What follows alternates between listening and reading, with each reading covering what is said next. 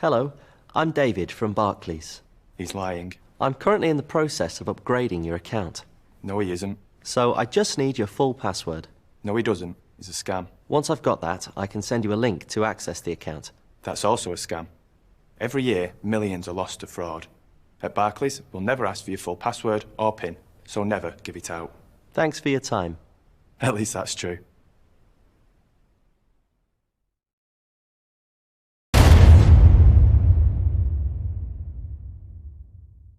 $1,000. You listen to me, Mike Graham, right here on the fastest growing radio station on the planet. It is Talk Radio. The Independent Republic of Mike Graham on Talk Radio. Time to say a very good morning to Mr. Peter Hitchens. Peter, how are you? Good morning. I'd like to say greetings of the season, but I'm not entirely sure whether that would be at all appropriate, given that we haven't yet been told whether it is the season to be merry or indeed the season to be not very merry at all. Well, actually, it's the season of Advent, which is a season of penitence and of abstinence. Sounds about right. Anybody cares about these things, so you don't need to worry about that. You're supposed to be gloomy. Well, the only thing anybody knows about Advent now is that everybody wants an Advent calendar, but they don't actually know what Advent really means, do they? Well, you can speak for yourself there. I have to say I have a detailed knowledge of it. Well, you have a detailed knowledge of many, but you have a detailed knowledge of many things, Peter, that I don't know about. So that doesn't surprise me the slightest. So, I mean, is every single day that you uncover the next bit of chocolate, does every single day have a residence then, or a thing that you're supposed to do? Well, I'm sorry. It's quite a while since I had an Advent calendar, and the Advent calendars in my childhood didn't have chocolate in them because it kind of defeats the point. Right. Of being a period of penitence and fasting, doesn't it? Well, I suppose so. Unless the idea of the chocolate is that you're supposed to hoard it all and eat it all at the end. Well, in that case, why put it in the calendar? Right. I mean, we could go on about this for some time, but basically there is a huge contradiction between the Christian understanding of the season of Advent and what actually happens in the world, which is as it should be. And the whole point about Christianity is that it is different from what most people regard as normality, and it's had a long period of being sort of vaguely socially accepted, and it's now unpopular, which is probably good for any religion to be unpopular. Yes, I think so. It does not help by the fact that the people running the religion, and certainly in this country, don't appear to have much of a belief, as you've often said, in God. I mean, if I thought people were interested, we could spend a long time discussing them. But well, maybe we should do a sort of special Christmas Peter Hitchens message when we get a bit closer to the witching hour, as it were. Let's talk instead then. You want to lose your listenership entirely. Let's talk instead then about the efficacy or otherwise of government ministers sitting in tanks, which I rather enjoyed you writing about this weekend. Well, this is the continuing campaign to turn Liz Truss into some kind of national figure. A few weeks ago, she was posing in a pilot's helmet, a jet pilot's helmet, which she had no business to be wearing. She hadn't been flying in one, and she couldn't fly in one anyway. Shortly afterwards, I have to say, this was I think aboard HMS Queen Elizabeth, the world's largest floating target. One of those very aircraft tumbled into the sea. Fortunately, without its pilots, they're still hunting for it. So whether this is the effect that Liz Truss has on military equipment, I don't know. We'll have to wait and see what happens to the tiny number of remaining British tanks, in one of which she sat in Estonia last week, being photographed. And this is a very important part of the story. Being photographed by an official Downing Street photographer paid by the taxpayer. A shocking thing. When David Cameron tried to introduce such a person on the public payroll 10 years ago, he was laughed out of it, had to abandon it. But this government seems to have got away with that without any trouble. I find it quite shocking. Apparently, I don't know, but normal photographers weren't even present at this event in Estonia, whereas the Thatcher tank event with which it's being compared was full of press. I was there myself. I saw her. We all gasped. That's right.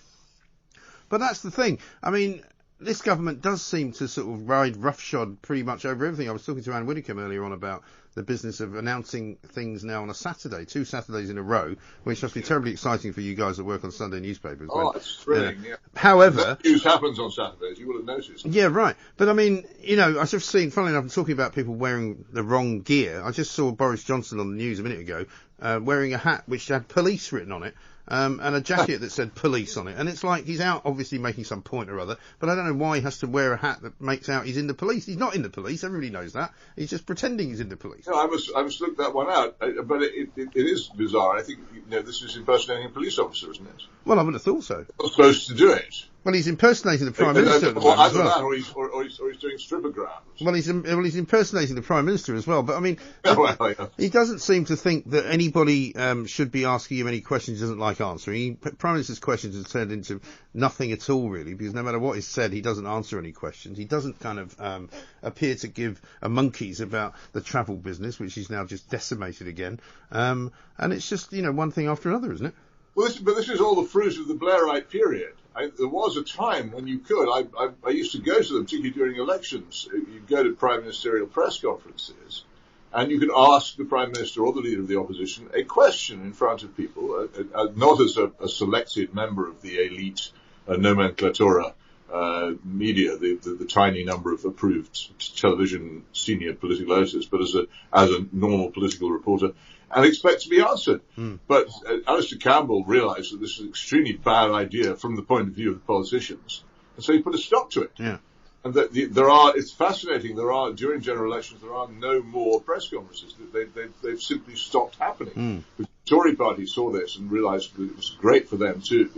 And there's just another thing. You possibly remember, I can't even remember what the subject was, but it came out that Blair had told his aides to discover and manufacture an eye-catching initiative with which he could personally be associated.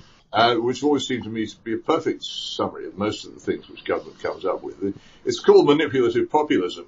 You get on with what your real agenda is, which is presumably doing what your big donors ask you to do, and all the general politically correct stuff which all governments are committed to. And then you make these pretended populist claims to be doing things about drugs or immigration. So you say Priti Patel makes her latest announcement about pushing people backwards in the Channel, of course, which never happens. No. Or Theresa May sends her ridiculous van around the streets of North London saying that immigrants will be caught and removed, which of course will never happen. And now you go to this bilge-crammed announcement this morning about how the government is going to be cracking down on drugs. Whenever you hear the expression crackdown, then you know that everything that follows and proceeds is garbage. Right. Nothing will happen. Right. Also, you find that it was described as that the police could take away people's driving licenses and passports for being in possession of drugs. Well, they could, but equally well they could not. Yes. And the truth is, as we know, that the police, being almost totally absent from our lives, will not do this, except maybe in one or two well-publicised spectacular cases, because they're not interested in enforcing the law against drug possession, and they haven't been for about 30 years. No. Well, of course, the only place that it's easier to get drugs than it is on a street corner is in prison, where they seem to be absolutely rife. And brought in all sorts of different methods, including inside the sort of innards of dead pigeons thrown over walls and things. I mean, nobody cares. Of course this is so, because prisons are full of convicted criminals, and convicted criminals, I have to say, are generally a minority of criminals who are the ones who are too slow to run away. The incompetent criminals are the ones who get caught.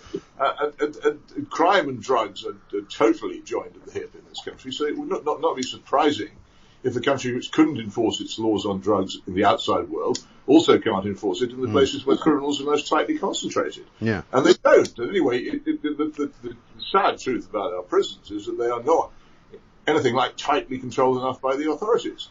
They're left increasingly under the control of the inmates because very small numbers of prison officers are available for quite large numbers of people in prison. This fascinating thing about prison in this country is that liberal crime policies and the belief that people shouldn't go to prison have actually led to our prisons being more crowded than at any time in human history. Right. And do you know why? Why? Because what we do is nobody in this country, unless they actually kill somebody, goes to prison on a first offence, or probably on a second or third or fourth or fifth offence. And those are the offences which are recorded. They will also almost certainly have committed something between 10 and 20 other offences which the police haven't even bothered to investigate. But by the time anybody gets into prison in this country, they are already a hardened recidivist, and the chances of prison making any difference to that is zero. Yeah. But the number of these recidivists grows all the time because of the failure of the police to act and the failure of the courts to send people to prison at a time when it might make an impact on them. So you get an endlessly growing number of people who ought to be in prison, and a frantic effort by judges to keep them out. You just look at the reports of any magistrates or Crown Court and see the efforts which the magistrates and judges are making not to send people to prison. Even despite that, the prisons are bulging, and we have to build new ones all the time to make way. Because what we've done is we've actually created, through liberal criminal justice policies, more and more and more crime. Should we then be building more prisons, though, in order to lock more people up? If you build prisons, it's like the National Health Service. You can carry on spending money on prisons till the end of time. You would never build enough, because the policy is wrong. What we should be doing is confronting people who behave badly and as criminals as early as possible. Street disorder should be confronted quickly, because it's often people who engage in that become criminals. But it's not. The police aren't there to confront it. Vandalism, graffiti, all these things. People learn. This is the great broken windows theory of James Q. Wilson. People learn very quickly that there is no authority in an area when you can get away with riding the tube without a ticket, when you can get away with smashing windows, when you can get away with vandalism, when you can get away with chucking litter on the street. People realise there is no authority, so it very quickly leads to other, much more serious crime spreading. And this is what you have to do, and this is what zero tolerance is all about, is to react very quickly to crime by having people on the spot to deter it, who can have a quick word with people. You don't need to imprison most people to stop them from going on with lives of disorder and crime if they think there's authority there. But authority is absent. Nobody ever tells anybody off.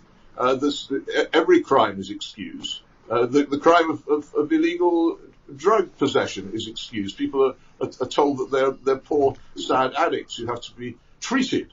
It's ridiculous. Yeah. We use this in the language. People who are ill, people who have cancer, they need to be treated. Illness is involuntary. You don't go out and buy some cancer.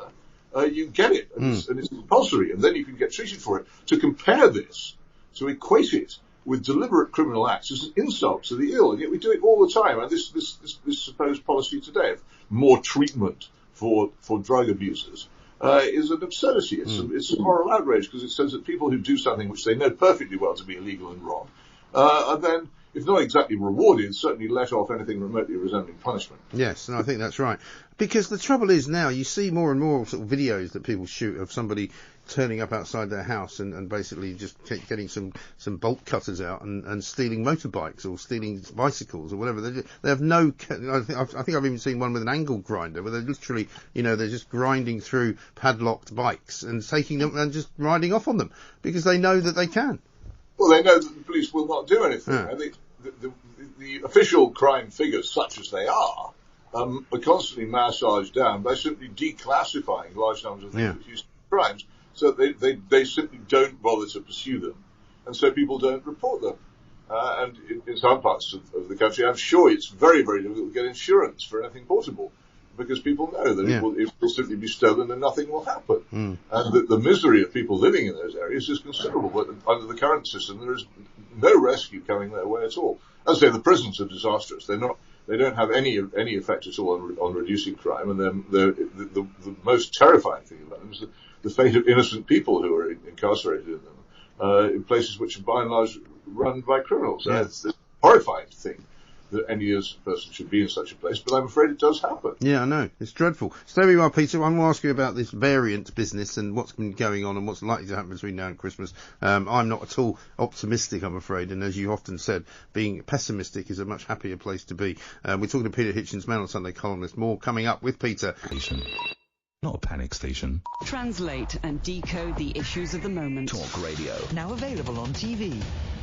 Welcome back to the Independent Republican, Mike Graham, right here on Talk Radio. We're talking to Peter Hitchens. I don't know whether you saw, Peter, there's a bit of a video going around from Manchester where two police officers are attempting to arrest somebody for not wearing a mask in a shop, which it appears is not actually something they can do. But this is the kind of confusion that's been caused by these kind of rather ludicrous measures that the government's introduced.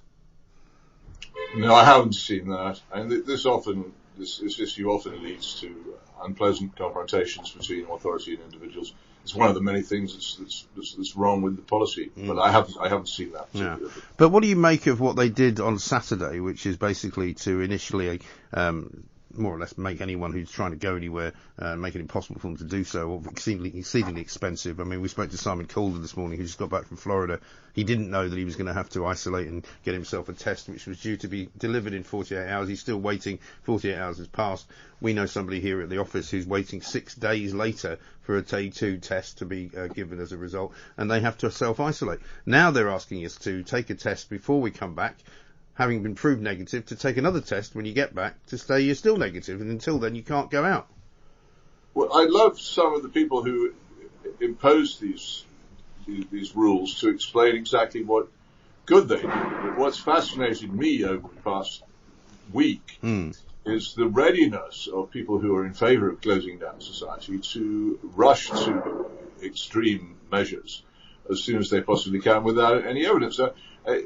My side, I was constantly told, you're not experts, you don't know anything, you're not scientists. And I say, well, of course I'm not a scientist. And I listen to those who are.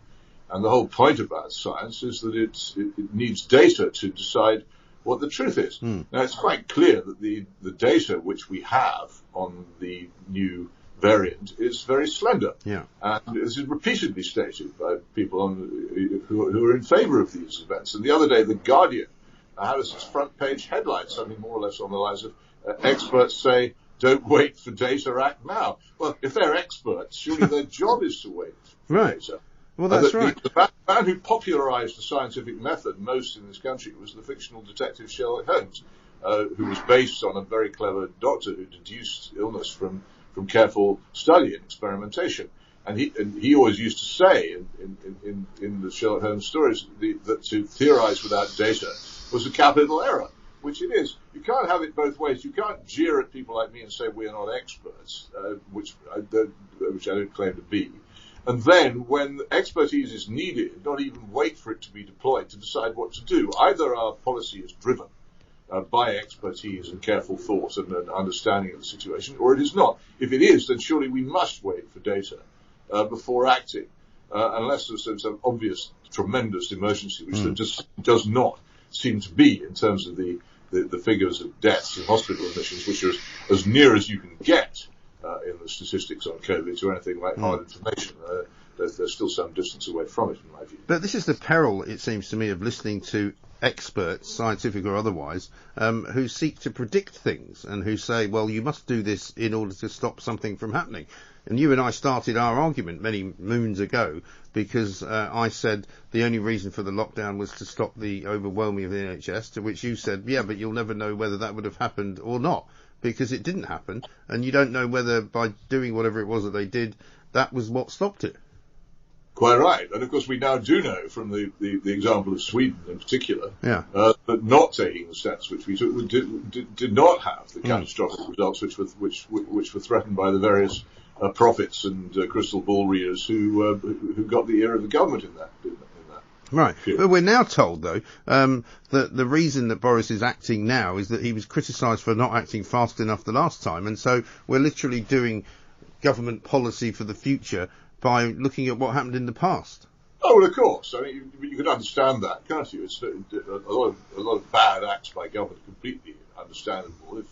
If it all did go wrong, he'd be blamed for it, and he'd possibly have to resign. So you can see why he would. But it seems to me to be the job of people in power who spend their entire lives seeking the highest responsibilities in the land, to have a bit more guts than that. Yes, and it also seems to me that people are beginning to ask the question, you know, if he's going to wait until the 20th of December to do the next kind of statement publicly, whatever that is going to be, it's literally 3 days before Christmas, effectively, and people are asking me the question, what gives him the right to determine what sort of Christmas we can all have? Well, I'm sorry to say that two things give him that right. One is that people voted for his party and put him in office. And the other is that when his government began in the spring of 2020 to impose authoritarian measures unjustified by the circumstances, very few people spoke up against it. So he has enormously increased the power which he was actually given by law in the first place. And there's no point complaining about it now. This is what people licensed when they sat and let it happen. in the spring of 2020. There should have been more criticism. We're supposed to have a civil society. We're supposed to have public opinion. We're supposed to have independent media. We're supposed to have a parliamentary opposition. We're supposed to have independent MPs who can speak out. None of these things actually perform the task for which we rely on them. And so we are now living in a society where we have almost no power over him. So that's where he gets the right from. He has it. And he's not going to give it up, is he? Count yourself lucky. He's not that ghastly man who's Prime Minister of Victoria in Australia. Right. It could be even worse. Yeah, well, that's tragically the truth. It could be worse because it is a lot worse in an awful lot of other places. However, how do we get out of it then? I don't think we ever will. I think that we will live with some level of this sort of interference in our lives for the rest of our days, because this is when freedom dies, it dies. You can't, it won't, it's not like it's a perennial plant that dies in the winter and comes up again in the spring. If you don't look after it, if you don't tend it and preserve it from the many threats to it, it won't come back again. And there is no spirit in this country of freedom. If Magna Carta were abolished tonight because of COVID, if people say, oh, well, Magna Carta is a real threat to COVID, we have to strike it off the statute book, I should think there'd be very, very little in the way of protest, or the Bill of Rights. Those who have heard of them, who are now a minority, probably wouldn't do much about it. And I would shout and scream and stamp my little feet, but what difference would that make? As we know, zero. So get used to it. This is what you licensed. This is what you asked for, and now you're getting it. So, well, now you've thoroughly depressed me. I mean, you made me laugh last week. To sympathise. You made me laugh last week. Now you've just upset me. I'm trying to make you laugh now. I mean, it is quite funny. Here we are, the great arsenal of freedom, the country which has been shouting about how it saved the world from tyranny all those years ago. And the slightest puff of wind from an authoritarian government, we all lie down and bang our foreheads on the ground, saying, "Hail to thee, great leader." I've never seen anything so pathetic in my life, but we did it, and here we are. We have to live with it. I should be dead soon, so it's not a big problem for me. But so that's why I can laugh about it more. All the poor guys are going to be around for decades and decades of it. I'm sorry for you. But, I know. Well, I feel bad for my kids. Actually, is the main thing. But Peter, listen. Great to talk to you as ever. Peter Hitchens, Menlo Sunday columnist, of course, a soothsayer, a man who speaks the truth, a man who also predicted all of this, I have to say, even in the days when I was disagreeing with him. It's not very